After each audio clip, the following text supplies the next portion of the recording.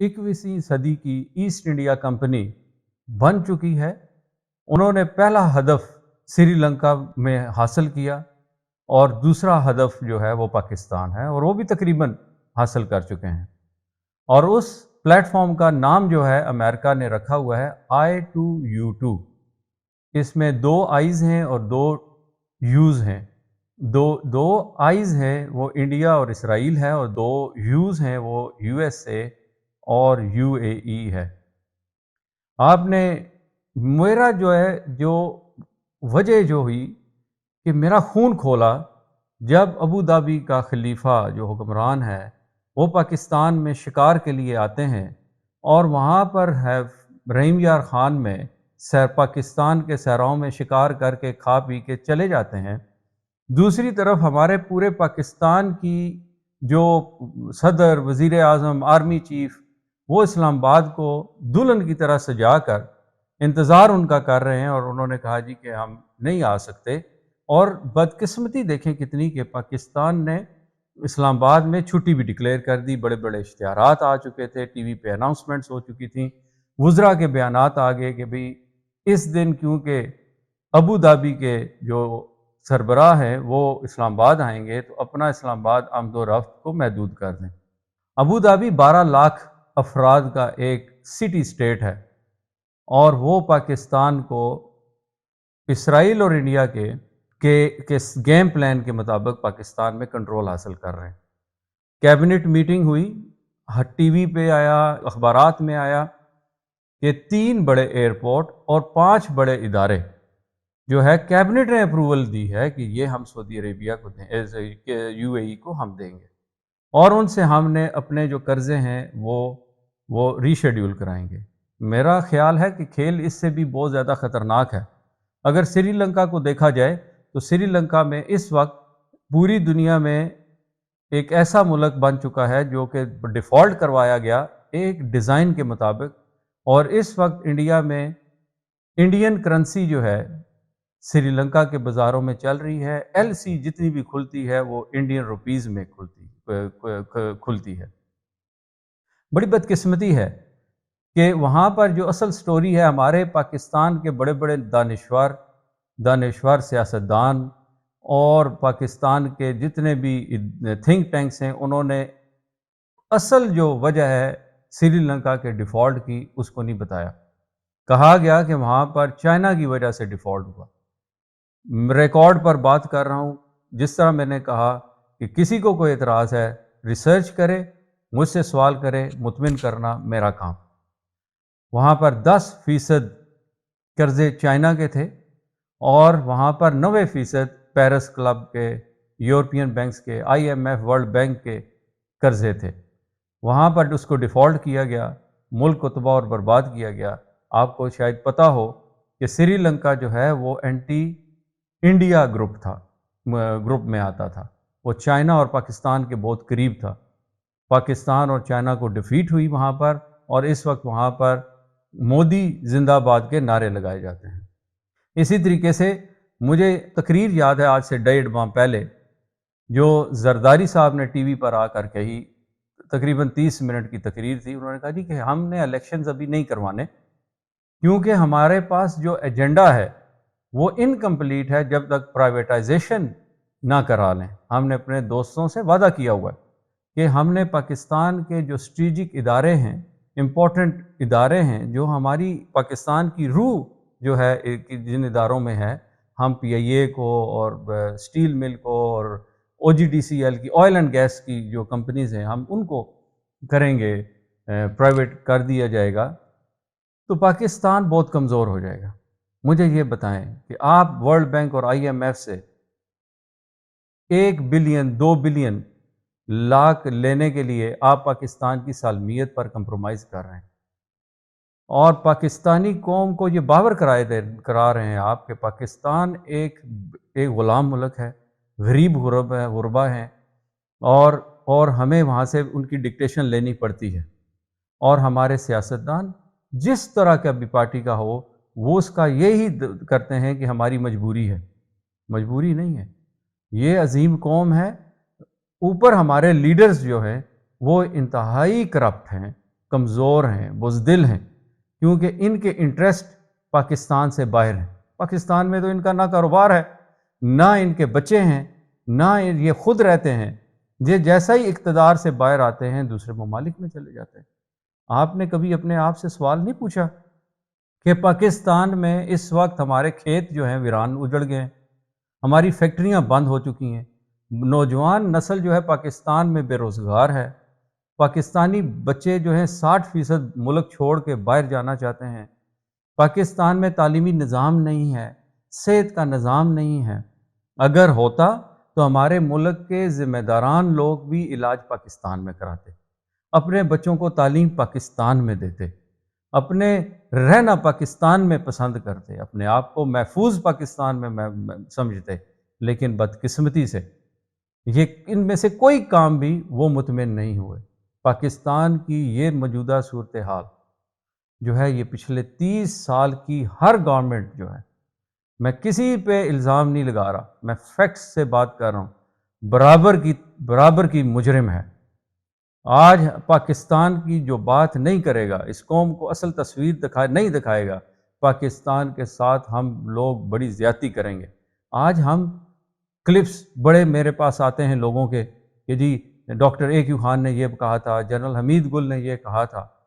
جب وہ زندہ تھے تو اب یہ قوم کو ان کی بات سننے کے لیے تیار نہیں تھی، لیکن جب اب ان کی مر گئے ہیں اب، تو اب ان کو یاد کر رہے ہیں۔ ہمیں پوری دنیا میں مردہ پرست قوم کہا جاتا ہے۔ اللہ کا نام ہے کہ اٹھیں اور اپنے بچوں کے لیے اٹھیں۔ تیسری نسل ہماری بے روزگار ہے۔ یونائٹڈ نیشن کی رپورٹ ہے کہ ہمارے بچے جو ہیں، لڑکے نوجوان، ان کو 15 سے 20 ہزار میں خرید کر چور ڈکیت دہشت گرد بنایا جا سکتا ہے۔ اسی ہی ادارے کی ایک رپورٹ ہے کہ پاکستان کے شریف گھرانوں کی بچیاں 1 لاکھ سے زیادہ پیشہ کرنے پہ مجبور ہیں۔ تو آج پاکستان میں پہلی دفعہ ہوا ہے کہ افریقہ میں جس طریقے سے لوگ بھوک اور افلاس سے مرے ہیں، ہمارے آٹا لینے پہ ہمارے لوگوں کا قتل ہوا، وہاں پر لائنوں میں لگے مر گئے لڑائی کے جھگڑے میں۔ یہ وقت بھی دیکھنا تھا۔ ہم ایک پاکستان جو ہے، یہ ایک ایگریکلچر جو تھا، اس کا یہ بریڈ باسکٹ تھی، جو پنجاب تھا، سندھ تھا، یہ بریڈ باسکٹ تھی ہمارے ساؤتھ ایشیا کی۔ لیکن بدقسمتی سے آج لوگ ہم مر رہے ہیں، بھوک سے مر رہے ہیں۔ اور کیوں مر رہے ہیں؟ غلط پالیسیز کی وجہ سے۔ ہمارے پاس آج بجلی نہیں ہے، ہمارے پاس آج گیس نہیں ہے۔ ہماری یہ لڑائی تو جو لیڈرز ہیں آپس میں کر رہے ہیں کہ جی ہمیں گیس جو ہے قطر سے کس نے کس قیمت پر لائی، دوسرے نے مہنگی لائی، ہم نے سستی لائی، یا انہوں نے مہنگی لائی، ہم نے سستی لائی۔ یہ کوئی سوال نہیں کر رہا کسی سے کہ اس وقت جو قوم کہ ہمارے پاس گیس اور بجلی کے ذخائر اور پیٹرول کے ذخائر ہم نے کیوں نہیں بنائے؟ ہم یہاں پر مہنگی ترین بجلی بناتے ہیں، انڈسٹری نہیں چل سکتی، انڈسٹری بند ہو گئی، لوگ بے روزگار ہو گئے۔ یہ کیا وجہ ہے؟ یہ سارے وہ سوالات ہیں جو ایک پاکستانی اور پاکستان کا بیٹا ہونے کی حیثیت سے میرا جو ہے حکمرانوں سے سوال ہے۔ یہاں پر وہ ایسے لوگ جو اسمبلیوں میں، وزارتوں میں لیفٹیننٹ جنرلز عام ترین پوسٹوں پہ بیٹھے ہوئے ہیں، سپریم کورٹ کے ججز ہیں، کھرب پتی جو پولیٹیشنز ہیں، یہ لوگ جو ہیں، یہ آج بھی کہتے ہیں کہ جی ظلم ہوا اس میں۔ میرا ایک دوست ہے شاہدہ خان عباسی، آج میں ان کی بے بسی کو، پریشانی کو دیکھ کر بڑا پریشان ہوا، اور میں سبق حاصل کیا۔ سابقہ وزیر اعظم، انتہائی سمجھدار، پڑھا لکھا، لیکن اتنی بڑی منزل پر پہنچنے کے بعد اپنے آپ کو ہی feels I am nowhere. یہ کیا وجہ ہے؟ وہ کہتے ہیں کہ پارٹیوں میں جمہوریت نہیں ہے۔ میرے بھائی، بات یہ ہے کہ اگر آپ کو خوش فہمی تھی کہ پاکستان میں پولیٹیکل پارٹیز میں جمہوریت ہے، تو میں آپ کو بڑا معصوم کہوں گا۔ جس طرح ایک پرائیویٹ لمیٹڈ کمپنی میں جی ایم ڈیز، چیئرمین، سی ای اوز آتے ہیں اور چلے جاتے ہیں، مالک نہیں بنتے۔ اسی طریقے سے آپ آنے 35 سال 30 سال آپ نے سرو کیا ہے پارٹی کو، آپ چلے جائیں گے، اب نئے لوگ آئیں گے. تو لہٰذا یہ نہیں، مجھے یہ بڑی پریشانی ہے. اور ہمارے جو تذلیل کی گئی ہمارے صدور کی، ہمارے پرائم منسٹرز کی، یہ تذلیل 24 کروڑ عوام کی ہے. یہ تذلیل، یہ شہد حقان عباسی صاحب کے کپڑے اتروا دینے، عمران خان صاحب کو یونائٹڈ نیشن سعودی عربیہ کا جہاز لے کے جاتا ہے تو اب کراؤن پرنس کرنے کے حکم پہ ان کو وہیں پہ چھوڑ کر جہاز واپس ریاض بلا لیا جاتا ہے. یہ تذلیل جو ہے یہ پوری 24 کروڑ عوام کی ہے. اور کس نے کیا؟ کہ ان لوگوں نے کیا کہ جب یہ موجودہ پی ڈی ایم کی گورنمنٹ آئی تو موجودہ گورنمنٹ نے یہ کہا کہ beggars don't have a choice. ہم بیکاری ہیں. میں بتانا چاہتا ہوں کہ یہ جو 24 کروڑ عوام ہے یہ دنیا میں سب سے زیادہ خیرات کرنے والی قوم ہے. پاکستان میں سب سے زیادہ لوگ جو ہے چیریٹی کو پیسہ دیتے ہیں. اوورسیز پاکستانی پاکستان کو 35 ارب روپیہ سالانہ بیچتے ہیں. ہم جو ہے ایک امیر اور بڑے دل کے لوگ ہیں، لیکن بدقسمتی سے کمزور لوگوں کو اتنی بڑی ذمہ داریاں دی. اب میں مخاطب ہوں پاکستان کی رولنگ ایلیٹ کی. پاکستان کو ایتھوپیا اور صومالیہ بنانے پر یہ مضر ہے، یہ دو I2U2 کہ پاکستان کا ہاتھ، پاکستانی اتنے بیکاری ہوں، اتنے غریب ہوں کہ ان کی جنگیں لڑنے کے لیے پاکستان کی قوم کی فوج کی ضرورت رہے گی.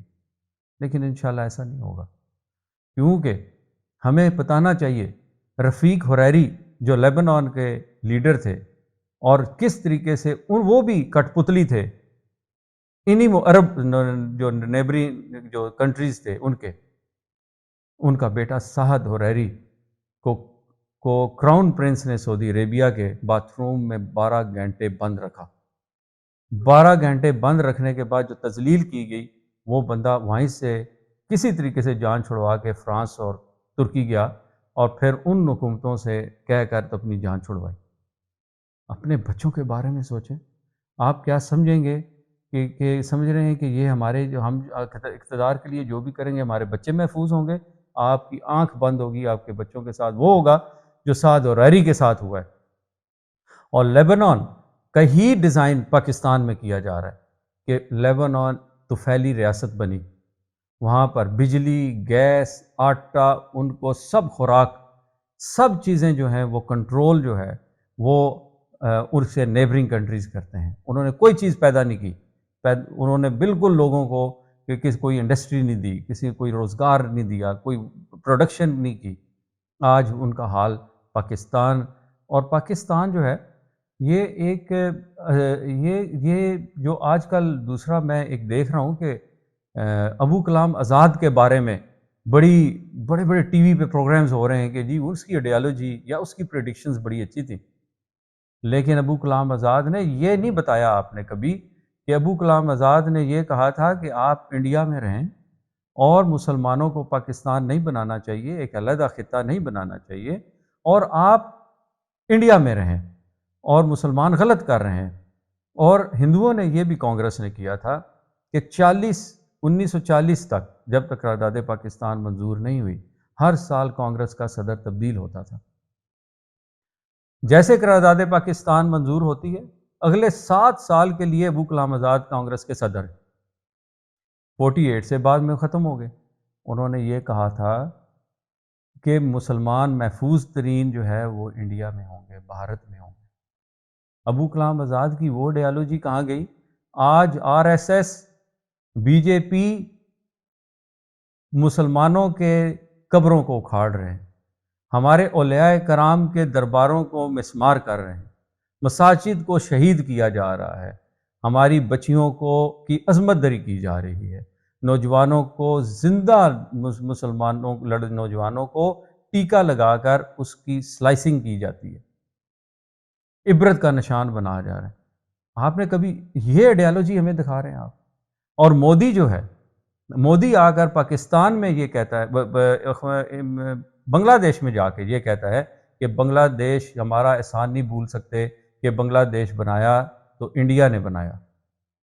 وہی مودی کہتا ہے کہ غفار خان کا ساتھ ملنا میری زندگی کا سب سے بڑا لمحہ تھا، میں خوش نصیب ترین ہوں، اور آج ہم غفار خان کی آئیڈیالوجی کو پاکستان میں پروموٹ کر رہے ہیں۔ کسی سیاستدان قلم کار کو جرأت نہیں کہ آپ یہ کہیں کہ پاکستان کا مقدمہ کون لڑے گا؟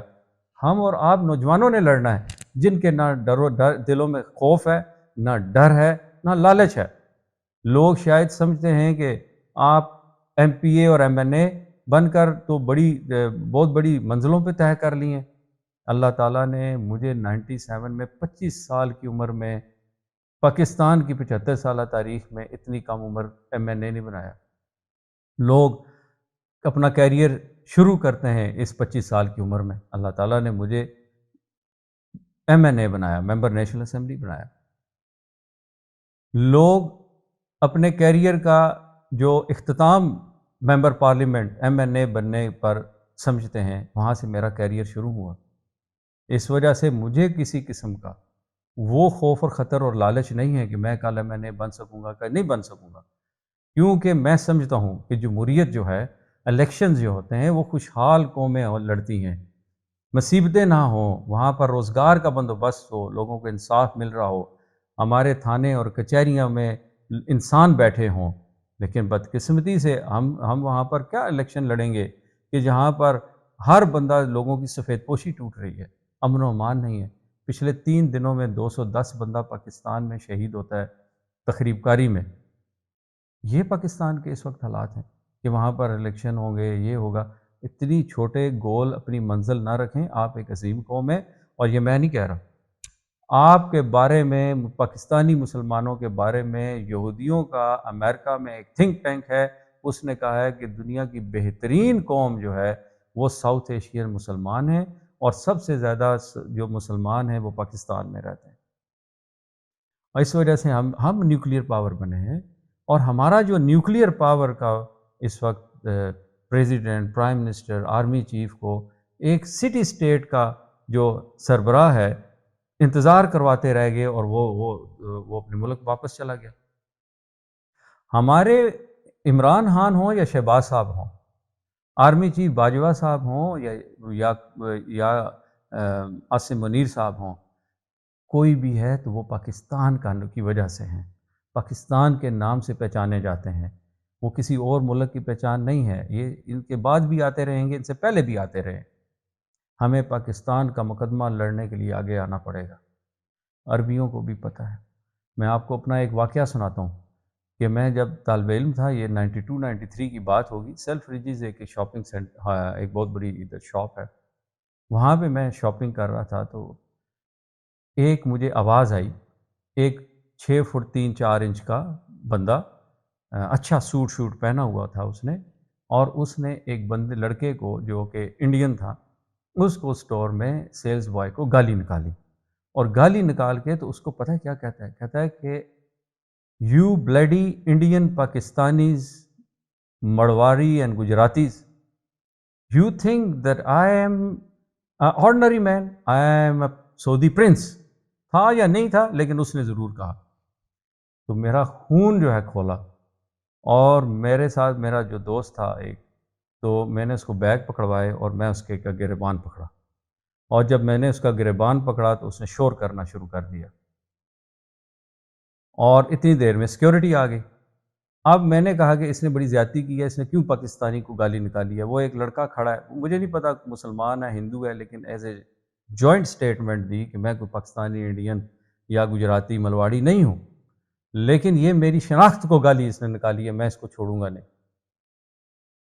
تو اس بندے کا جو اصل بات کرنے کا مقصد ہے، وہ عربی کہتا ہے کہ میں جانتا ہوں یہ پاکستانی ہے، یہ مجھے مارے گا، باہر جا کر بھی مارے گا، مجھے اس کو دوسری طرف سے نکالیں اور مجھے دوسری طرف سے دوسرے دروازے سے لے کے جائیں۔ اس کو سیکیورٹی دی، باہر نکالا۔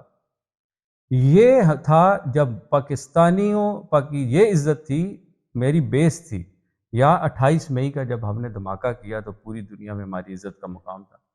میں آج اپنے آپ کو اتنا ہی چھوٹا محسوس کرتا ہوں کہ جو ہمارا وزیر اعظم کہتا ہے کہ what happens in London it happens in Pakistan. یہ ایک محاورہ ہے انگریزی کا کہ جناب پوری دنیا میں، یہ ایک محاورہ ہے جو اس وقت پوری سلطنت، پوری دنیا میں برطانیہ کی سلطنت تھی، تو سورج نہیں غروب ہوتا تھا تو وہ کہتے تھے کہ جو لنڈن میں فیصلے ہوں گے وہ پوری دنیا میں ہوگا. شرم آنی چاہیے ہمیں، ایسی باتیں نہیں کرنی چاہیے. مجھے بڑی شرمندگی ہوئی کہ جب ہمارے 3 سابقہ وزراء پی ڈی ایم کے اہم ترین لوگ، انہوں نے آ کے کہا کہ بیکاریوں، ہم تو بیکاری قوم ہیں، ہم غریب اور غربے ہیں. غریب اور غربے نہیں ہیں جناب، ہمارے ایک ایک بندے کے پاس 2 3 4 بلین ڈالرز باہر پڑے ہوئے ہیں. اور دوسرا جو ٹارگٹ کیا جا رہا ہے وہ ہے پاکستان کو بالکل اکیلا کر دینا. بہت ساری سوشل میڈیا پہ اس وقت کمپین چل چکی ہے کہ اوورسیز پاکستانیوں کو پاکستان سے دور کیا جائے اور ان کو یہ باور کرایا جائے کہ آپ کو کینیڈا میں یا امریکہ میں جب سردی ہوتی ہے تو اس وقت موسم مڈل ایسٹ میں بڑا اچھا ہوتا ہے، مذہبی لوگ سعودی مکہ مدینہ میں آ جائیں، چھٹیاں منائیں، پاکستان جانے کی ضرورت نہیں.